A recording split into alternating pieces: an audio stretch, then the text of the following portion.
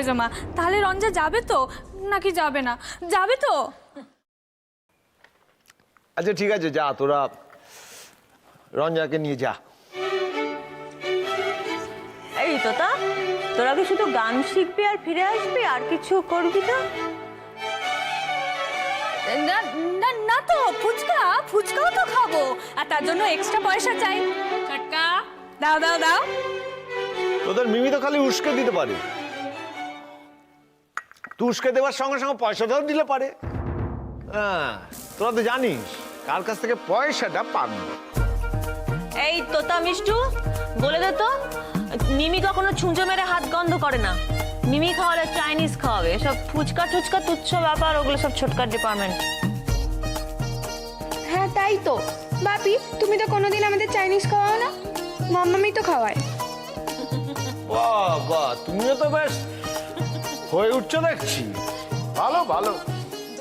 ছোটকা, কথায় শুধু কথাই বাড়ে, বুঝলে? এইভাবে কথা বলে আমাদের দেরি না করিয়ে দিয়ে পয়সা কটা ছাড়ো দেখি। এই যা না। হ্যাঁ শোন, দাও।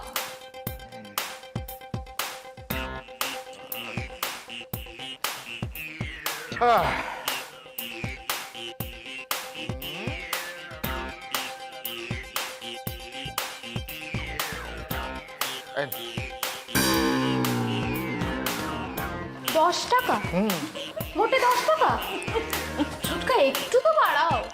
এই এই ভালো কথা বলছি, যা দিয়েছে ওটা নিয়ে পালা, বেশি ঘ্যান ঘ্যান করলে ওটাও নিয়ে নেবে। মিষ্টু, এদিকে আয়, এদিকে আয়। রঞ্জা, চলো, এখান থেকে এর থেকে বেশি আর কিছু পাওয়া যাবে না, চল। চলো, মেজমা আসছি, ছোট মা ছোটকা আসছি। দুগ্গা দুগ্গা বাইরে হইতে পারছি। আচ্ছা রঞ্জা, ওরা তো গানের স্কুলের ভেতরে ঢুকে যাবে, ওকে তো ভেতরে ঢুকতে দেবে না। কতক্ষণ সময় কোথায় থাকবে? প্রায় 2 ঘন্টা। আরে না না মিমি, আমাদের গানের স্কুলের বাইরে তো বসার জায়গা আছে, ওখানে বসে ওয়েট করবে। ও, খুব বোর লাগবে কিন্তু।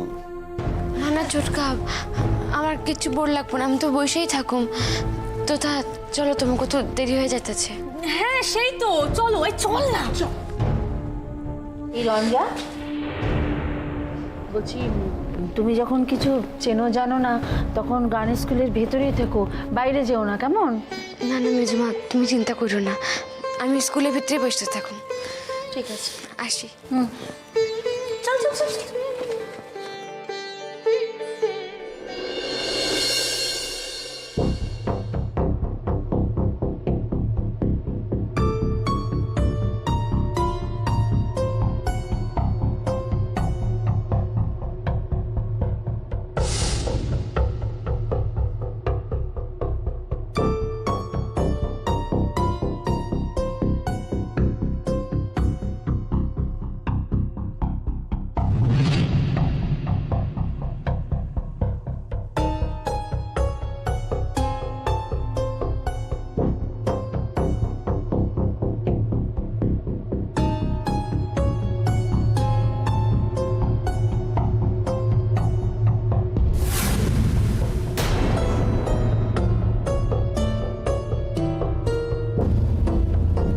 দাঁড়াও দাঁড়াও দাঁড়াও, থামো। ওই মেয়েটা না, আবার একা একা বেরিয়ে কোথায় যাচ্ছে ও? হাঁটা চলার গতি দেখে তো মনে হচ্ছে না যে রাস্তাঘাটে কিছুই চেনে না। ফিরে এসে আবার একটা মিথ্যে কথা বলবে, ঠিক সন্দেহ করেছি আমি। মেমোরি লস্ট একটা ভান। আজ আমি যেমন করে পারবো ওকে ধরবো, আর বাড়ির সকলের সামনে ওর মুখোশটা খুলে দেবো।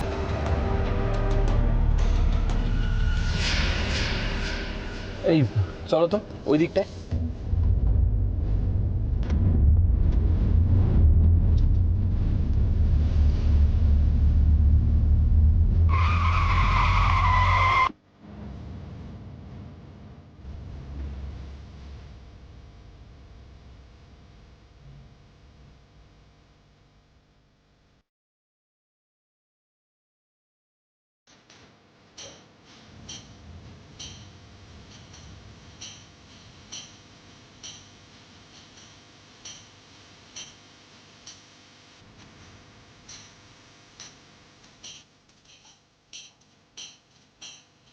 কোথায় গেল এর মধ্যে? ও কি আমাকে দেখতে পেয়ে পালালো? কিন্তু পালিয়ে বা যাবে কোথায়?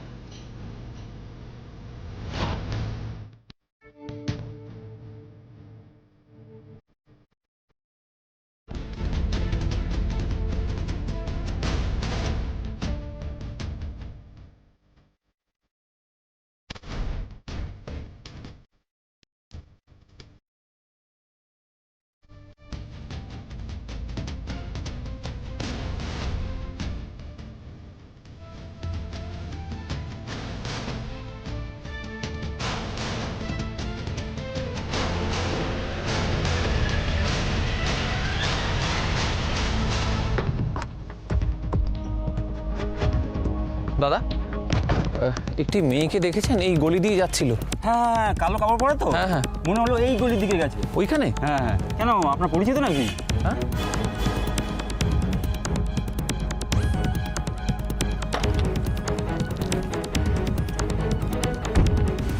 চলো।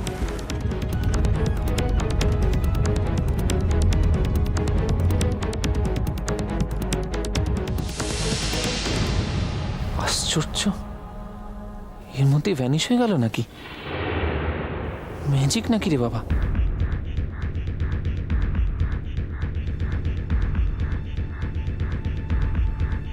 অফিস থেকে বেরিয়েছি ঘন্টাখানেকের জন্য, সময় মতো না ফিরতে পারলে লোকজন ওয়েট করবে।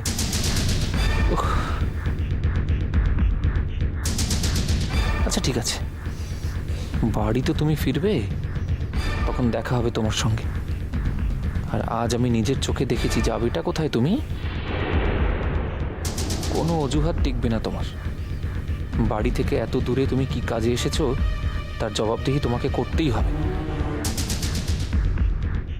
তোমার মুখোশ আজ আমি টেনে ছিঁড়বই, দেখে নিও।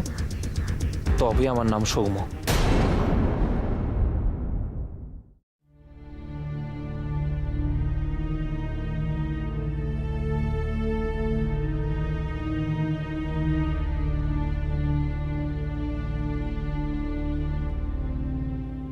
স্যার, স্যার যেমন করেই হোক এই কেসটা কিন্তু আপনারা লইতেই হইব স্যার।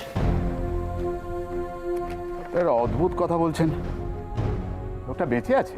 হ্যাঁ স্যার, আমি নিজের চোখে তারে দেখছি। আপনি আমার কথা বিশেষ করে ওই লোকখানে খোঁজনের ব্যবস্থা করেন। সে এখন কলকাতাতেই আছে স্যার।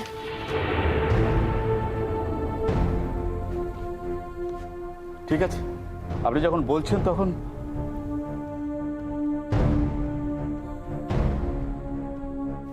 স্যার,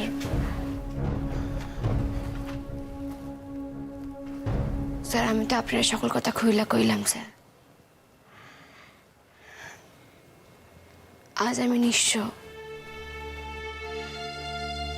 শুধু স্কলারশিপের টাকাটুকু আমার সম্বল স্যার। তাই আমি একখানি এত বড় মিথ্যার বিরুদ্ধে লড়তে চাই স্যার। সত্যখানের প্রতিষ্ঠা করতে চাই আমি। হ্যাঁ স্যার, এ কথা সত্য যে আমি আপনার টাকা মারুম না স্যার। আমি এখনই হয়তো দিতে পারুম না, তাই একদিন আমি আপনার টাকা দিয়ে দিব স্যার। স্যার আমি আজ নিরুপায় স্যার। আমি জানি যে একজন পেশাদার মানুষের নিকটে কথা কওয়া কত বড় অন্যায়ের। স্যার আমার কিছু করণের নাই স্যার। আমি কোথায় কি অবস্থায় আছি সকল কথাই তো আপনারা খুইলা কইলাম স্যার। আপনি কন্যা, একজন মাইয়া মানুষ কত অসহায় অবস্থার মধ্যে পড়লে সৈন্যের বাসায় স্মৃতিভংশ মায়ের অভিনয় করে বাইচা থাকে। এ যে কত বড় গ্লানির কাম স্যার, সেটা আপনি বুঝতেই পারছেন। শোনো মা,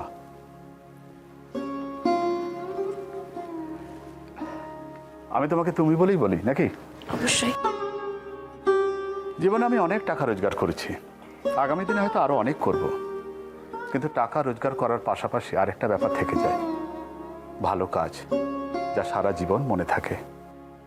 এটা সেই বিরল ধরনের কেস। টাকাটা প্রয়োজন, কিন্তু একমাত্র নয়।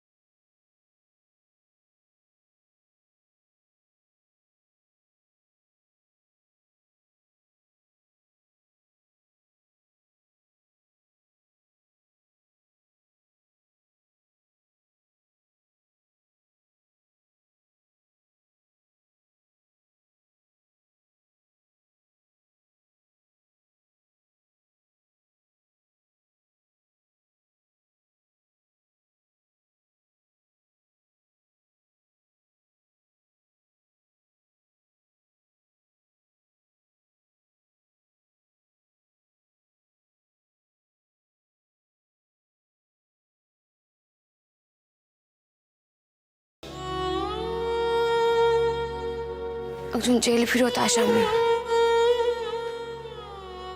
এরপর একজন মাইয়া মানুষ। কেউ কি আমার আশ্রয় দিত স্যার? আমি তো ঘর ভাড়া লইতে চাইলেও তা পারতাম না স্যার। হ্যাঁ, আমি দেশে ফিরে যাইতে পারতাম। স্যার, যে মানুষ খান শুধু আমার লেখা জেলের ভিতর পয়সা মরতেছে, তার ভবিষ্যৎ খান আন্ধার কইরা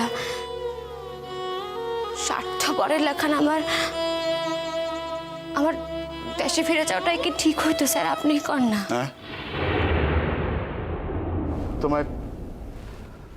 তোমায় কি বলি বলো তোমা?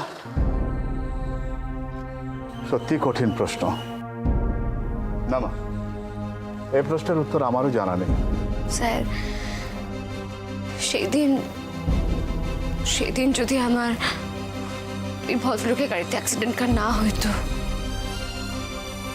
আমি জানি না স্যার তাহলে কি হইতো। কানফিটটা আমি দেখলাম যে আমার এখানে অন্য বাসায় অনেকগুলি অচেনা অজানা মানুষের ভিতর। আমার তখন মনে হইলো যে আল্লাহ তো এই চান, তার হয়তো এই ইচ্ছা। স্যার, সকল কথা খুইলে ওনারাও তো আমার আশ্রয় দিতেন না স্যার। না মা, তুমি যা করেছো আপাত দৃষ্টিতে সেটা অন্যায় বলে মনে হলেও আসলে তুমি অন্যায় কিচ্ছু করোনি। স্যার, এইভাবে মিথ্যা আশ্রয় পাইচা থাকতে আমারও বড় গ্লানি বোধ হইতেছে স্যার। আমি চেষ্টা করতেছি যে যত তাড়াতাড়ি সম্ভব একখান কাম জুটোই বাসা থেকে বাইর হইতে। তাই স্যার, ভালা কাম জুটানোর লেগাও তো আমার এই বাসা থেকে বাইর হইতে হইব, আর সেই উপায়খান আমার নাই কইলেই চলে। আমি চেষ্টা করবো যত তাড়াতাড়ি সম্ভব কাবুল শেখকে কোর্টে হাজির করাতে।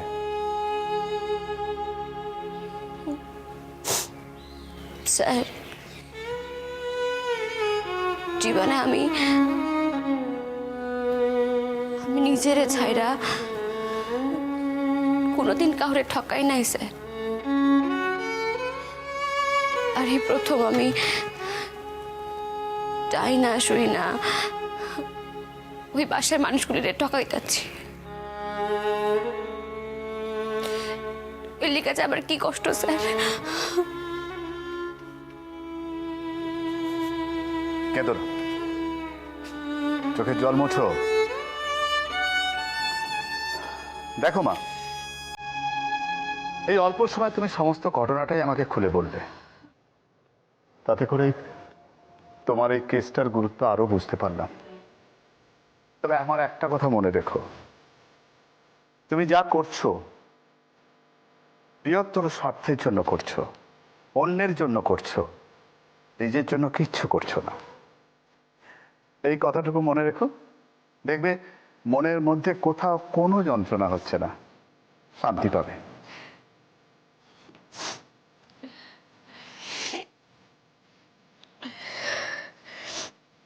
স্যার, বলো। আজ আমার যাইতে হইব স্যার। নিশ্চয়ই যাবে।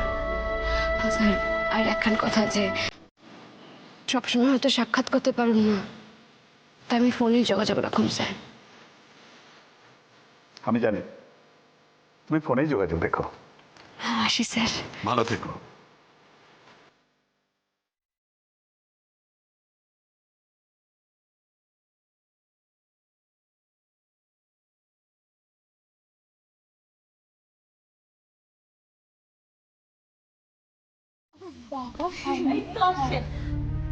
বাপরে বাপ, ফিরেছিস তোরা?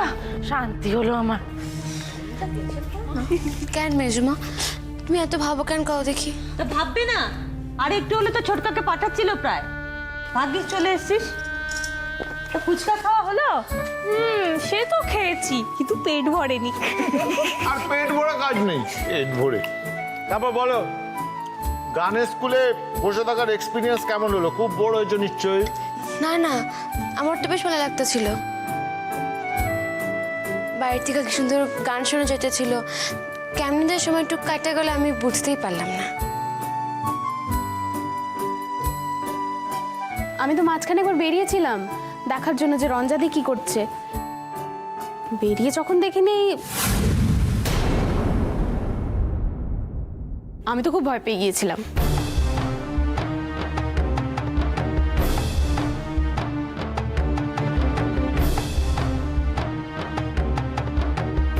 ও মা, সে কি রে? কোথায় গিয়েছিলি তুই?